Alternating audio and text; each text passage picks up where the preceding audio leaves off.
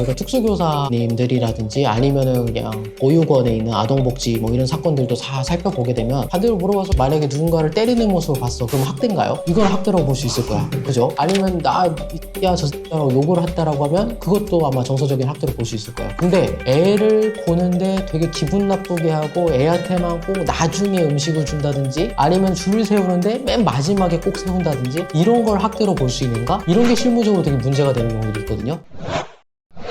안녕하세요. 법률사무 니케의 대표 변호사이자 형사 전문 변호사인 김민수 변호사라고 합니다. 우리가 형사사건을 하다 보면은 사실 그 증거라는 게 당연히 필요하잖아요. 근데 이 사건에 있어서 가장 메인이 됐었던 증거, 녹음 증거였거든요. 그 녹음 증거를 증거로 사용할 수 있느냐, 없느냐가 사건의 유무죄의 향방을 완전히 가른 사건이었었어요. 그래서 사실상 1심은 유죄의 증거로 쓸 수가 있다라고 했던 거고 2심에서는 갑자기 변경돼서 안 된다라고 해서 유무죄가 갈린 상황이었습니다. 일단 쉽게 얘기를 하자고 하면은 우리가 통신비밀보호법상에 감청을 하거나 도청을 하는 상태에서 나왔던 증거물 같은 경우는 증거로 사용할 수 없다라는 조항이 따로 있어요. 그래서 따라서 증거로 사용할 수 없다고 하니까 이거 역시도 유죄의 증거로 사용되면 안 된다라는 법리를 계속해서 이제 특수교사 측에서는 주장을 했던 거고 그 주장이 받아들여진 상황이었던 거로 보면 될 것 같습니다. 오늘은 이제 형사사건 얘기할 거니까 민사사건에 대해서는 뭐 굳이 얘기를 안 해도 되는데 사실 민사사건 같은 경우는 사실상 불법 녹음이라고 해서 무조건 증거 능력이 없지는 않아요. 자유심증주의라든지 뭐 이런 단어들이 있는데 그건 잠시 차치하고 원칙적으로 감청하고 도청 같은 경우는 증거로 쓸 수가 없는 게 맞아요. 그런데 이게 지금도 약간 계속 달라지는 이유 중에 하나가 2024년 1월경쯤에 사실 이거와 거의 유사한 대법원 판례가 나오긴 했었어요. 그때도 이미. 그때도 자신의 아동이 학교에서 뭔가 피해를 당한다는 걸 생각을 하니까 이제 학부모가 녹음기를 갖다가 아이 가방에 넣어서 녹음을 해봤더니 실제로 정서적인 어떤 학대 행위를 하는 모습을 보였고 그래서 실제 그때 당시에는 1심하고 2심에서는 증거 능력이 인정이 된다. 따라서 유죄다라고 해서 나왔는데 24년 1월 10 며칠경에 나왔었던 그 판례가 대법원에서 아니다. 불법 감청이나 도청 같은 경우는 아예 증거로 못 쓴다라고 법에 박아놨잖냐. 따라서 이거는 증거 능력이 없는 걸로 봐야 된다고 해서 무죄로 뒤집었던 상황이었거든요. 어떻게 보면 주호민 씨 사건하고 거의 동일해요. 동일한데 물론 세부적인 사실관계가 조금 다르긴 하나 이제 그런 부분들이 좀 있을 걸로 보여요. 그래서 이거를 해석할 때 있어서 과연 이 증거를 지금도 증거 능력을 써야 되냐 안 해야 되냐 뭐 판사들이 바보는 아니잖아요. 그러니까 이 사람들이 왜 이런 행동을 하고 이런 판결을 내린지를 오히려 좀 더 집중적으로 좀 봐야 될 필요성이 있을 걸로 보여요. 이 기준이 없어요. 사실 가장 중요한 문제가 이거예요. 아동학대라든지 정서적 학대가 어떻게 되느냐고 하는데 저희가 특수교사님들이라든지 아니면은 그냥 보육원에 있는 아동복지 뭐 이런 사건들도 다 살펴보게 되면 반대로 물어봐서 만약에 누군가를 때리는 모습을 봤어. 그럼 학대인가요? 이건 학대라고 볼 수 있을 거야. 그죠? 아니면 야, 저 새끼라고 욕을 했다라고 하면 그것도 아마 정서적인 학대로 볼 수 있을 거예요. 근데 애를 보는데 되게 기분 나쁘게 하고 애한테만 꼭 나중에 음식을 준다든지 아니면 줄을 세우는데 맨 마지막에 꼭 세운다든지 이런 걸 학대로 볼 수 있는가? 이런 게 실무적으로 되게 문제가 되는 경우들이 있거든요. 그럼 이거를 정서적으로 학대로 보는 사람도 있고 또 안 보는 경우도 있어요. 이유가 왜 그러냐면 법이 되게 애매모호하게 돼 있어요. 신체적, 정서적, 제대로 된 발달을 좀 저해하는 활동은 다 학대다라고 해버리니까 그럼 이걸 어떻게 판단을 하지? 라고 해서 이 판단이 계속 달라지는 거예요. 주호민 사건도 마찬가지예요. 경찰에서는 이 정도 얘기야? 그러면 이거는 그냥 무혐의로 해야 되지 않을까 해서 불송치 결정을 했던 건데 검찰에서는 아니지 이 정도면 학대죄라고 하고 기소를 했다라고 제가 알고 있거든요. 반대로 말해서 이 학대에 대한 내용은 사실상 수사기관이나 검찰에서도 법이 명확하지 않으니까 되게 애매하게 지금 계속 적용이 되고 있어서 지금 이런 상황이 발생하는 것 같아요. 다행히 신체적인 어떤 폭행이라든지 이런 건 안 되는 거고 누가 봐도 모욕이나 욕설에 해당하는 행동은 안 된다라고 되는데 특수교사 선생님들이 이제 교육을 받는 자료들을 보면은 아이들에게 삿대질을 하거나 아이들에게 좀 강압적인 소리를 좀 세게 낸다든지 이런 부분도 해서는 안 된다라고 되어 있기는 해요. 우리가 실무적으로 봤을 때는요. 제가 사건을 하다 보면 이게 훈육이냐 아니면은 이제 정말 학대냐 뭐 예를 들어서 아이가 누군가의 물건을 계속해서 훔친다든지 아니면 누군가를 계속 때리고 있어. 그럼 이 상황에서 그 친구를 제재하기 위해서 꽉 잡아서 얘 팔을 아프게 만들었어. 이거 학대인가요? 훈육인가요? 이게 경찰이나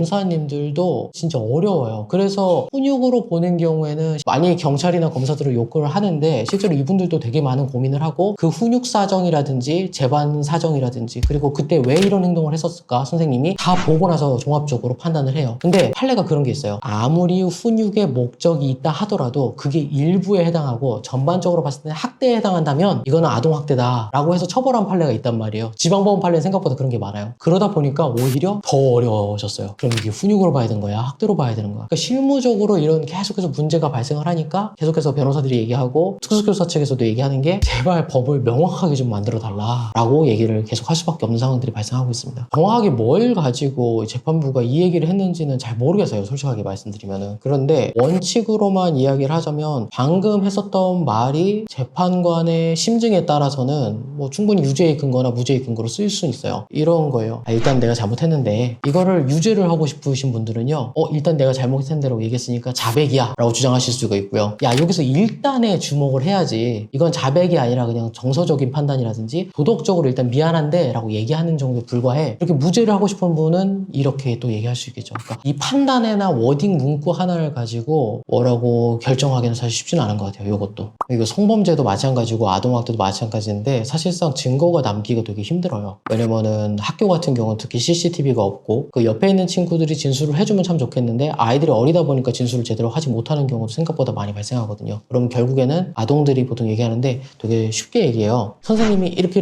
했어. 선생님이 이렇게 했어. 이게 되게 어떻게 보면 귀여운 건데 이게 지금 어떤 상황에서 발생했는지를 학부모들이 알 수가 없어요. 그러면은 선생님이 어떻게 했다고? 이렇게 했어 라고 하면 때렸다라고 생각할 수 있거든요. 근데 그게 아니라 교육과정 중에서 아이들에게 장난으로 이런 식으로 머리에다가 낙엽을 꽂아주는 행동을 했던 건데 아이들이 또 그렇게 얘기할 수 있는 거고 아동 진술만 가지고 유죄를 할 수 있는 건 사실이나 그거에 대해서는 어떻게 해석하는 여부가 너무 달라지니까 경찰들도 애매하면은 꼭 아동 사건 같은 경우는 아동 진술 분석가들이 따로 있거든요. 그 청에다 요청을 해서 아동 진술 분석을 받아보게 돼요. 그래서 아동 진술 분석가들이 이 정도의 내용이라고 하면은 아동의 진술이 신뢰할 만하다, 믿을 만하다라는 판단 자료를 꼭 반드시 같이 넣어서 수사를 하는 경우가 많습니다. 사실 입장 번복이 그렇게 많이 발생되지는 않아요. 수사기관에서 경찰의 검사보다 훨씬 많다 보니까 그리고 또 수사권 조정이 되면서 경찰이 수사 내용이 명확하게 다르거나 잘못됐다는 부분이 없으면은 검찰도 그냥 경찰의 수사 내용을 존중하고 하는 편이긴 하거든요. 다만 그럼에도 불구하고 기록을 다 봤는데 조금 이 부분이 더 있어야 될 것 같은데 라고 판단이 들면은 그때는 보완 수사를 내리기는 해요. 검찰에서 야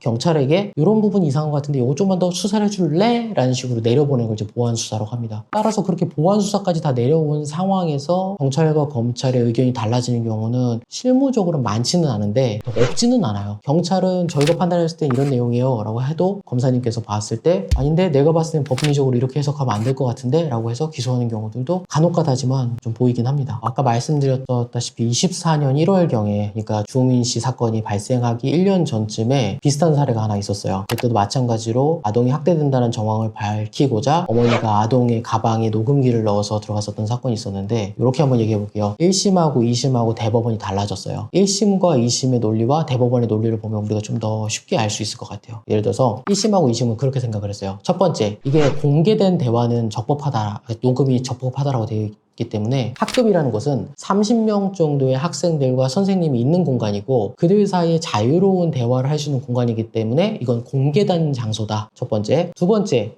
아이와 학부모는 그 내적 밀접성이나 인적 관련성이 강한 사람들이기 때문에 실제로 그 둘이 서로 간에 녹음을 했다는 거는 그냥 당사자 본인이 녹음한 거로 똑같이 쳐줘야 된다. 가장 중요한 건 세 번째, 아이들이 제대로 진술하지 못하는 경우가 태반이다 보니까 얘네들에게 어떤 진술을 강요하거나 이렇게 하는 것보다는 차라리 녹음기로 증거를 수집하는 게 사실상 유일무이한 증거 체득 수단이다 라고 해서 1심과 2심에서는 그때 당시에는 다 증거를 인정을 하고 유죄를 했었어요. 근데 대법원은 그렇게 안 봤어요. 일단 첫 번째, 학급이라는 게 30명 정도가 들어가 있는 건 맞으나 우리가 그냥 일반인이 학부모라 하더라도 그 반에 들어갈 수는 없잖아요. 그러니까 그렇게 폐쇄된 공간이다. 이게 공개된 대화가 아니다. 두 번째, 아동과 학부모가 밀접한 관련성이 있는 건 사실이지만 그렇다고 해서 동일한 당사자라고 볼 수는 없다. 따라서 다른 사람이 녹음한 거기 때문에 이거는 당연히 감청이다. 흔히 말하는 도청이다 라고 볼 수 있다.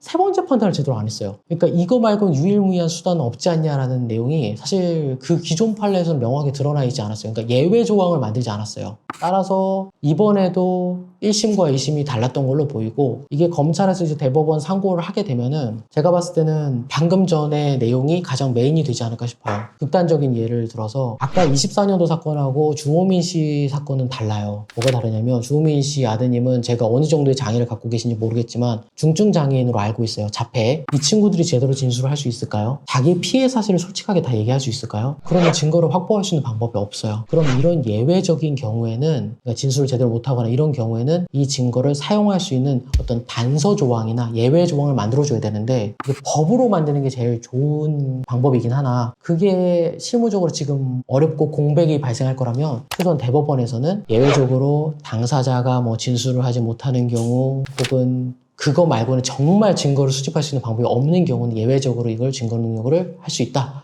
뭐 이런 식의 어떤 가이드라인 판시가 나와야 되지 않을까? 그렇게 생각을 합니다. 그 부분이 아마 핵심 포인트가 될 것 같아요. 검찰에서도. 1심하고 2심도 마찬가지고 대법원도 마찬가지인데, 일단 대법원을 중심으로 하면 네, 가능합니다. 왜냐면 대법원은 기본적으로 사실관계를 다투는 사건을 하지 않아요. 무슨 얘기냐면 거기서는 새로운 증거가 뭐가 있어요, 저 사람이 어떤 거짓말을 해요 라는 건 대법원이 판단을 해주지 않아요. 대법원은 그 사실관계는 일단 픽스를 시켜놓고 그 사실관계에 적용되는 법적 해석에 대해서만 따질 수 있는 법률심이라고 하거든요. 따라서 대법원은 지금처럼 똑같은 문장, 똑같은 법문을 가지고 1심에서는 이걸 유죄로 해석했다면 2심에서는 무죄로 해석하고, 이렇게 해석만 달라져요. 그래서 충분히 해석만으로도 다른 사실관계가 나타나지 않아도 유무죄가 바뀔 수가 있습니다. 이거 되게 조심스럽긴 한데, 저 개인적으로는 그 특수교사 선생님도 그렇고 주호민 씨도 그렇고 입장이 다 저는 이해돼요. 특수교사는 정말 자신이 그렇게까지 노력을 했는데 내가 왜 이런 행동을 당해야 되지? 내가 왜 이런 처분을 받아야 되지? 하고 그분 진짜 열심히 했다라고 생각은 돼요. 반대로 주호민 씨 입장에서는 자식이 그런 상황이 발생을 했고 내 자식이 제대로 진술도 못하는 장애아야, 그러면은 부모님이 선택할 수 있는 건 그거밖에 없었던 것도 사실이거든요. 그래서 저는 1심의 판결이 제일 적합했다고 생각을 해요. 장애아동이기 때문에 이 증거를 사용해야 된다는 게 맞고, 하지만 이거를 갖다가 처벌을 하기에는 내가 봤을 때는 적절치 않아. 그러니까 당신이 잘못한 건 사실이나 이게 처벌할 정도 아닌 것 같습니다. 그래서 전과는 안 남길게요 라고 하는 선고유예 판결을 했었던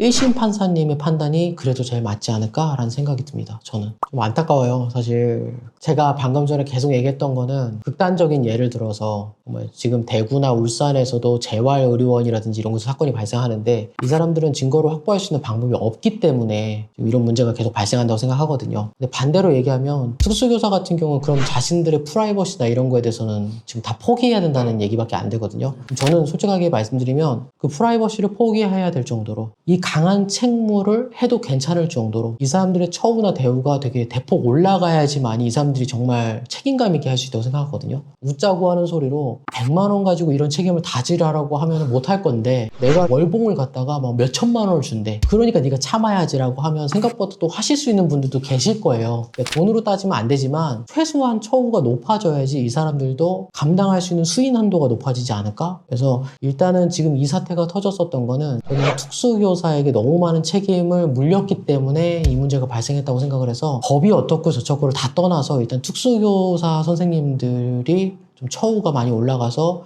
너도 나도 그걸 하고 싶어하는 사람들이 늘어나야지 된다고 생각을 합니다.